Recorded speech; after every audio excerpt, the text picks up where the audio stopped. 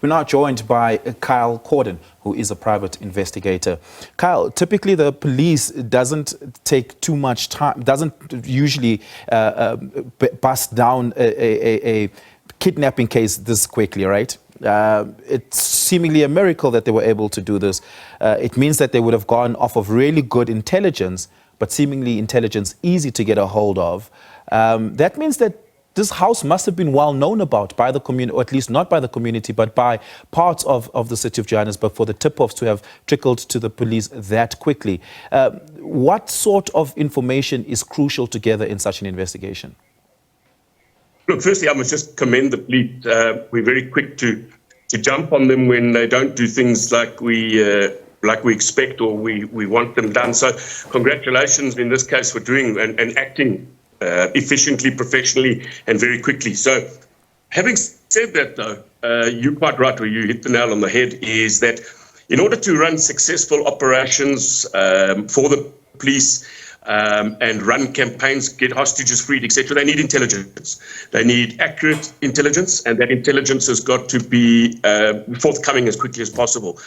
So based on that, we've got to assume that whoever supplied this information from the community was well aware of suspicious activity in and around the house, or at the very least something had drawn their attention to a potential crime taking place there over a period of time, I would imagine. Yeah. Is it unusual to you that a trafficking ring of this size could be hidden in such plain sight? I mean, Lyndhurst, Sunnydale is not a dodgy area. It's not an area particularly known for high levels of crime. It is a fairly quiet part of Johannesburg suburbia. Is it unusual? Is that common practice in the human trafficking syndicates? No, I don't think it's unusual at all. I mean, if one looks at how these criminals want to blend in, one would immediately start to think, oh, well, they'll take them to a low-income area. Perhaps we have seen in certain cases where victims have been held in squatter camps or in back rooms in Soweto. We've seen this. But it's also on the flip side of that, it's not uncommon for them to be in plain sight in affluent suburbs, because that alone doesn't draw suspicion. A lot of cars coming and going, etc. Perhaps in this particular case, it was their downfall. But we know a couple of months ago there were some heads of a Russian mafia syndicate that were caught in Sandton in an affluent neighborhood. We know Thabo Bester was holed up in an affluent neighborhood hiding. So yeah, criminals seem to think, if they got a nice place, they perhaps feel a lot safer hiding there than operating in a township where there's many eyes and ears, people walking around outside at all hours. So maybe that's the reason behind it. Yeah. How often do you come across these kinds of kidnapping cases where it leads you to a bigger syndicate as a private investigator, particularly when there are large ransoms involved?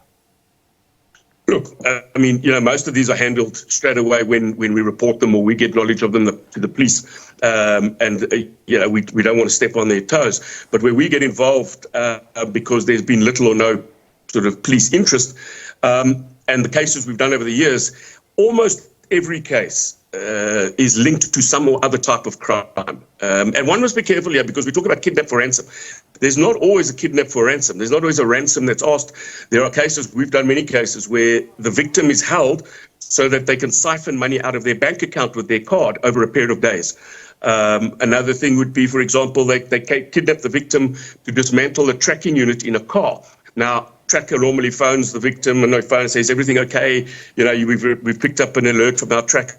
They need the victim for a period of time. So sometimes it's not kidnapping for direct ransom.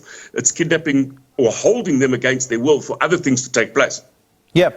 Human trafficking seems to be by its nature a transnational crime. We're talking here about, 90 Ethiopian nationals. And we look at other big human trafficking busts. It often involves foreign nationals being trafficked and foreign nationals doing the trafficking or being part of that ecosystem and value chain. The Prevention and Combating of Trafficking Persons Act has received a number of changes over the last couple of years. Is South Africa doing better or worse in busting down human trafficking over the last couple of years, or are we just falling victim like the rest of the world is? Good question. I think the sad reality is I think we're falling victim like the rest of the world is. I don't think we're certainly not. Our porous borders are screaming out for these type of problems to become as frequent as they are. When you could come and go as easily as you can through border posts that are virtually non-existent in many cases. Passports are bought really easily here in South Africa. Fake papers are bought really easily. We're a hotbed. We're a great sort of an ecosystem that's great for housing and harboring these type of individuals. And we have a poor track record with policing over the last 15 to 20 years. I think that's a fact. And based on that, that's why we're falling down, and that's why these syndicates feel free to operate here, much like the drug cartels do. They're operating with impunity here because there's no real threat here. Yeah. Kyle, we're going to have to leave it there. Thank you so much for your time and your insights this evening. I really do appreciate it.